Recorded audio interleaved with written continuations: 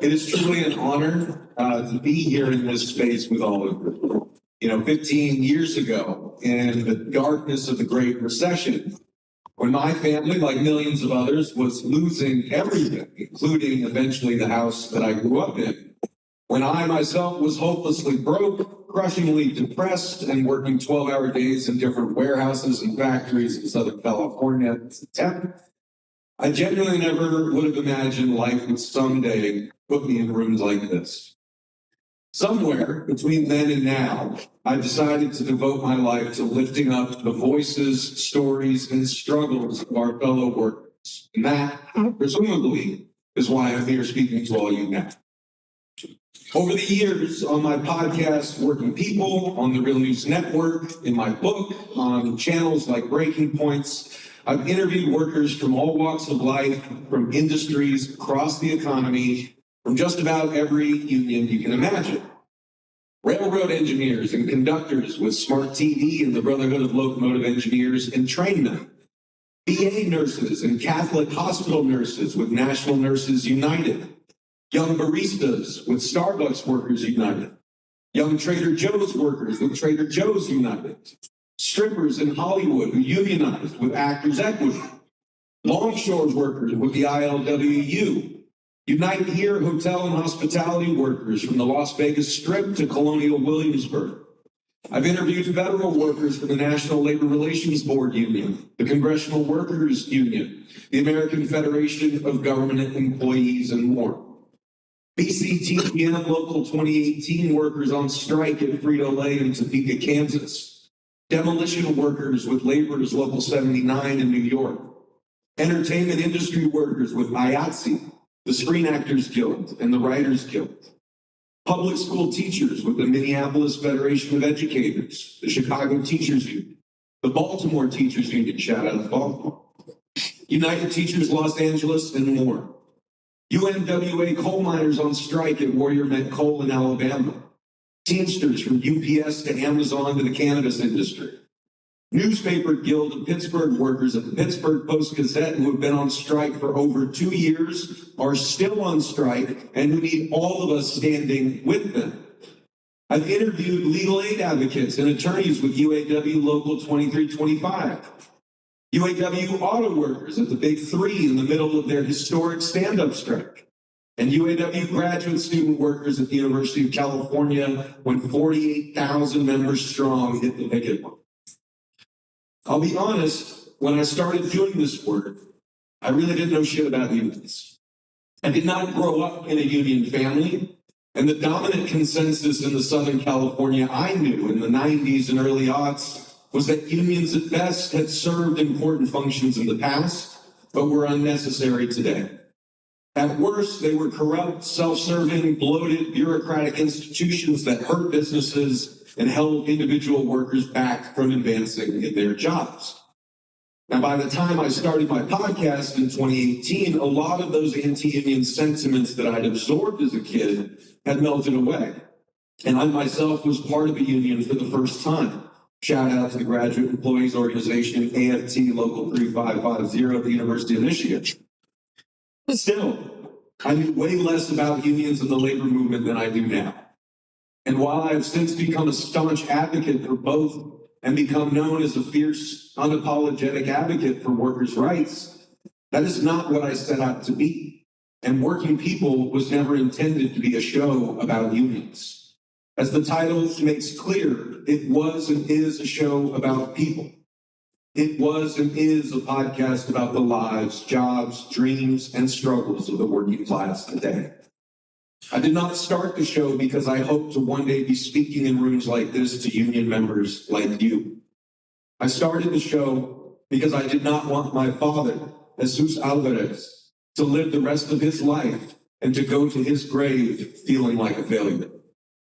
Pops was the first person I ever interviewed for the podcast.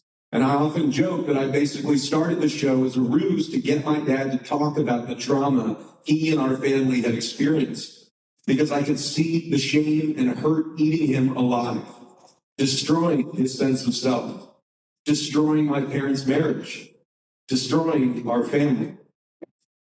What I saw happening to my own father was what I had seen happen to so many of my coworkers at the restaurants, retail stores, and warehouses I worked at.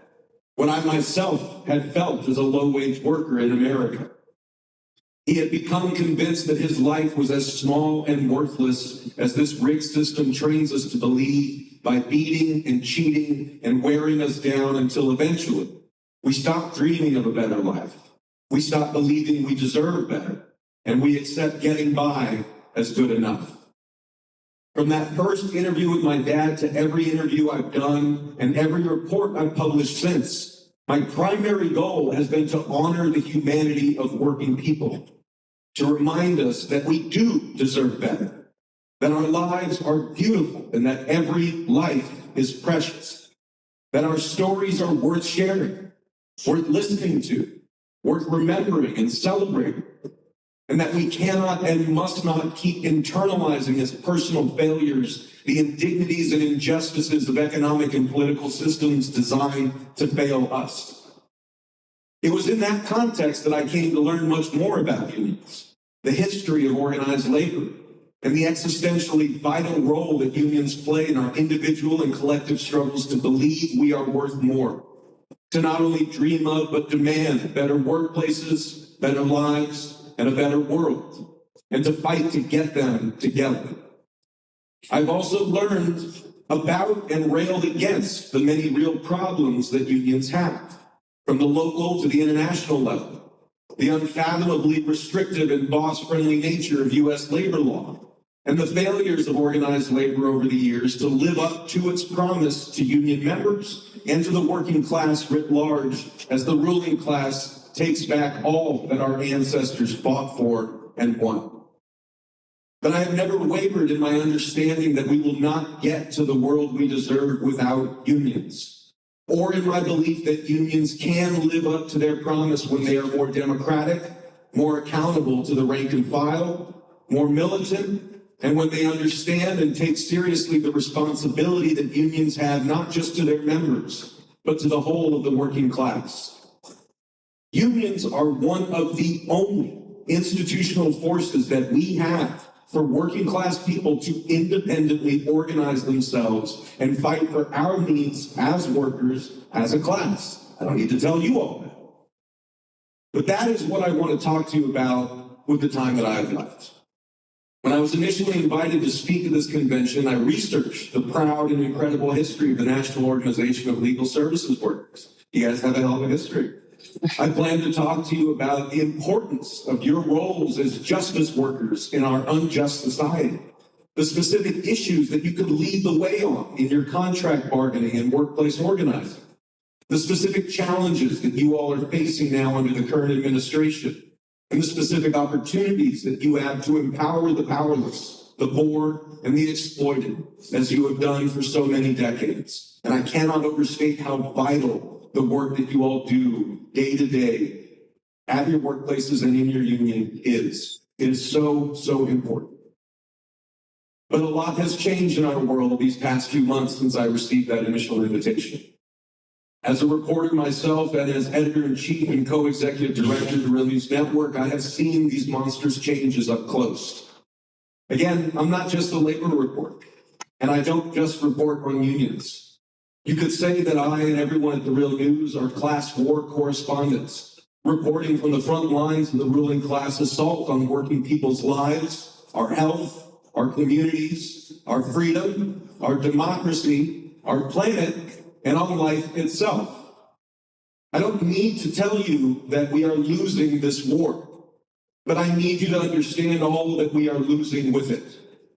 I am here to report back to you from the front lines of struggle without hesitation or hyperbole that we are at risk of losing everything. And so I am here not to extol the virtues of your union or the value of unions in general, but to ask you bluntly, what good is a union in hell? How much can an organization of the damned do in a future no one wants to live in? What good does a collective bargaining agreement serve when the world as we know it is dying? My brothers, sisters, siblings, we stand here now on July 20th, 2025, on the precipice of oblivion. We are cooking our planet at a blinding pace, and life is dying off en masse all around us. War and genocide and imperialist plunder are ripping our world and our people apart. The mega rich are speed running our society to collapse and pillaging everything they can, like Earth is having a going out of business sale, placating us with lies and AI-generated fake realities so we keep rejecting the monstrous truth in front of us and keep fighting each other as we lower ourselves into the mass grave of human civilization. We have descended quickly into what Sisters Astor Taylor and Naomi Klein rightly call end times fascism. The levers of power are controlled by a ghoulish death cult of billionaire oligarchs, war hawks, bigoted misanthropes, and religious fanatics who have given up on this world, and the very notion that we can have a society that works for everyone. Not so long ago, Taylor and Klein write, it was primarily religious fundamentalists who greeted signs of apocalypse with gleeful excitement about the long-awaited rapture. Trump has handed critical posts to people who subscribe to that fiery orthodoxy, including several Christian Zionists who see Israel's use of annihilatory violence against Palestinians to expand its territorial footprint, not as illegal atrocities, but as felicitous evidence that the Holy Land is getting closer to the conditions under which the Messiah will return and the faithful will get their celestial kingdom. But you don't need to be a biblical literalist, they continue, or even religious to be an end times fascist. Today, plenty of powerful secular people have embraced a vision of the future that follows a nearly identical script. One in which the world as we know it collapses under its weight, and a chosen few survive and thrive in various kinds of arcs, bunkers, and gated freedom cities. Today's right-wing leaders and their rich allies are not just taking advantage of catastrophes, shock doctrine and disaster capitalism style, but simultaneously provoking and planning for them, end quote. Again, I see the inhumane, and you do too, but I see as a reporter the inhumane results of this dismal, anti-human, anti-life politics everywhere I go. I see it in the dozens and dozens of documentary reports we've published over the last 2 years from the occupied West Bank and from what remains on the blistered earth that was Gaza. I hear it in the stories of working class people, union and non-union, who are living in sacrifice zones that are multiplying in every state. From East Palestine, Ohio to here in South Baltimore, from Honolulu to rural Texas. People whose communities have been made unlivable by corporate and government pollution. People whose lives are sacrificed at the altars of greed and deregulation.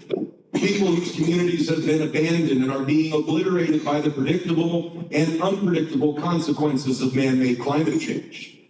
I saw it last week when I returned home to Southern California to report on the terror campaign and fascist occupation of the neighborhoods I grew up in by armed, masked, unidentified men kidnapping people who look like me and my family off the street, from their job sites and bus stops, from immigration courts, from their homes. No one I talk to even knows if these people are agents of the state, bounty hunters, or vigilante impersonators.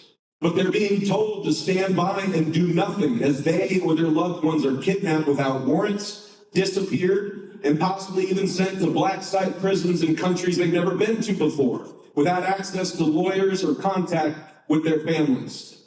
Again, I ask you, not in an accusatory or a presumptuous way, but in desperation and hope that you will find a forceful answer. What good is your union, or any union, to them? That may seem like an unfair question to ask any union, any local. But when history calls our number, fairly or unfairly, it is the duty of every person of conscience to answer the call.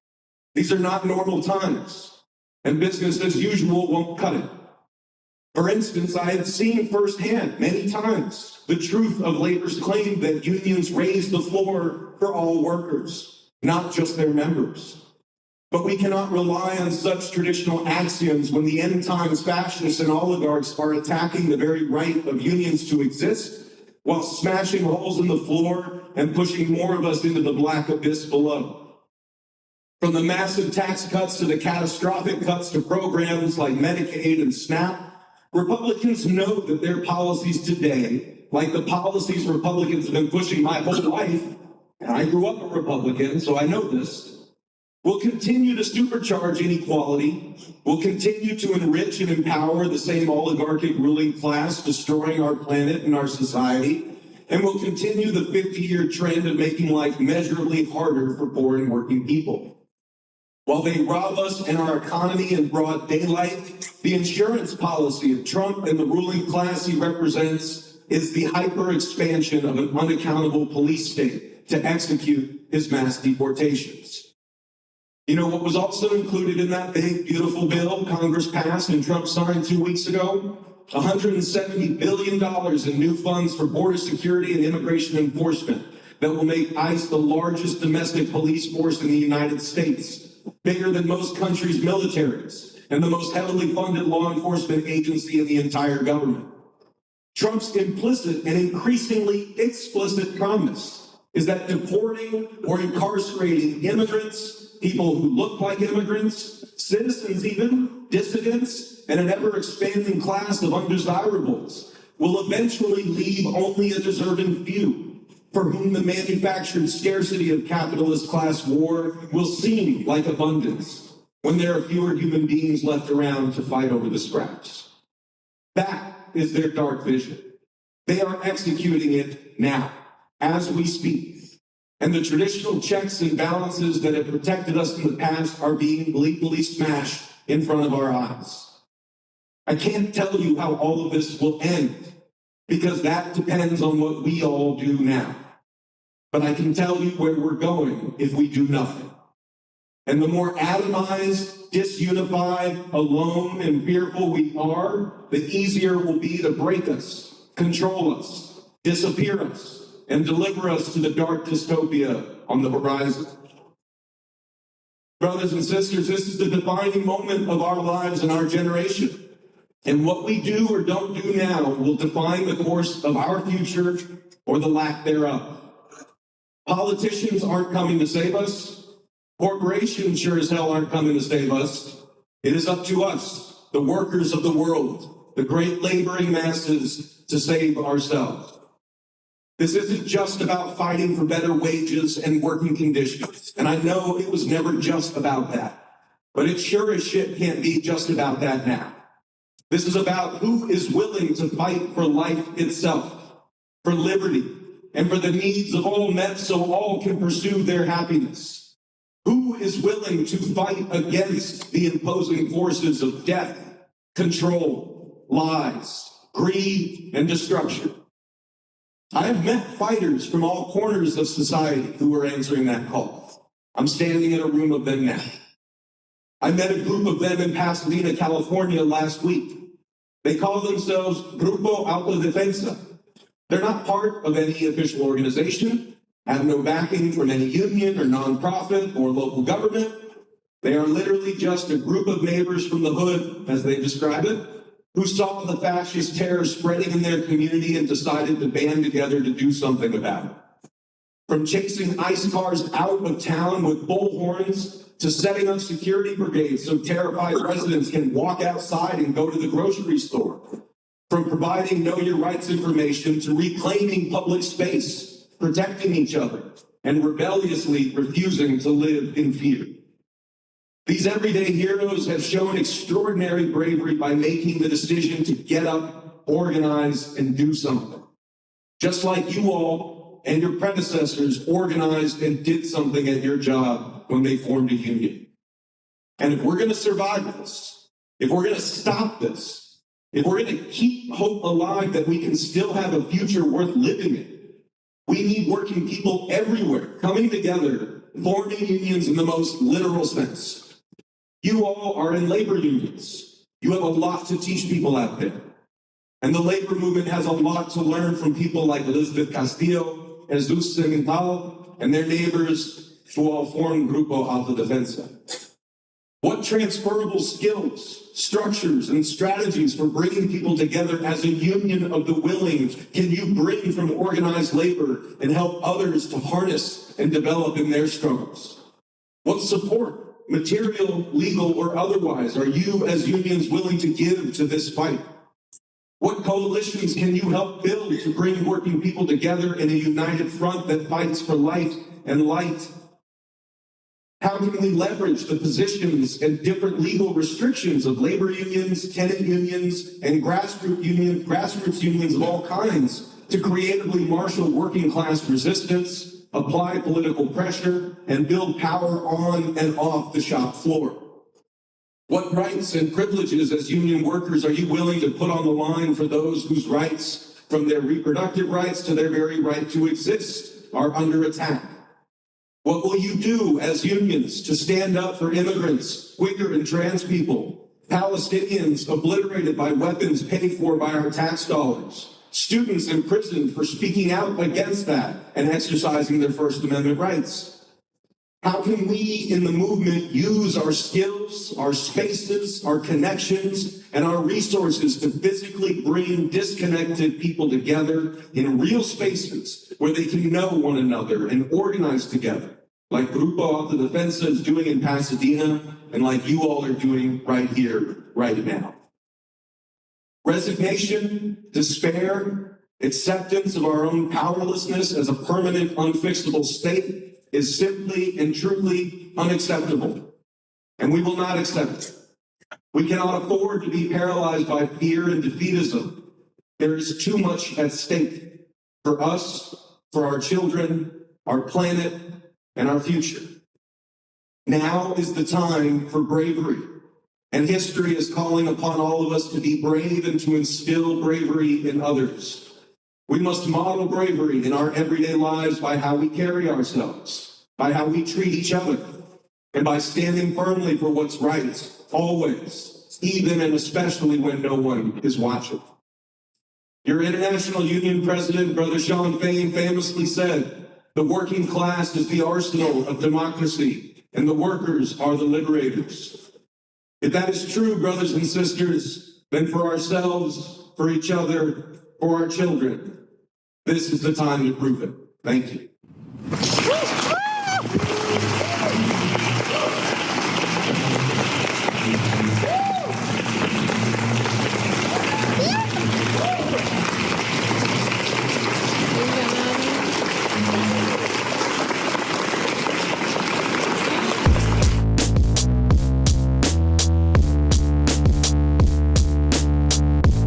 And my face you no longer see. I live on, yes, I live on. Wherever we go, we are going to roll the union on. The song, I live on, yes, I live on. Wherever hungry are we. Just as hungry can be. The song, I live on, yes, I live on. Where mean things are happening in this land is read a song, I live on, yes, I live on. Wherever the book mean things are happening in this land is read, I live on, yes, I live on. Wherever the videotape of me is shown, I live on, yes, I live on. If I have help to make this a better world to live in, I'll live on, yes, I'll live on. When my body is silent and in some lonesome grave, I live on, yes, I live on.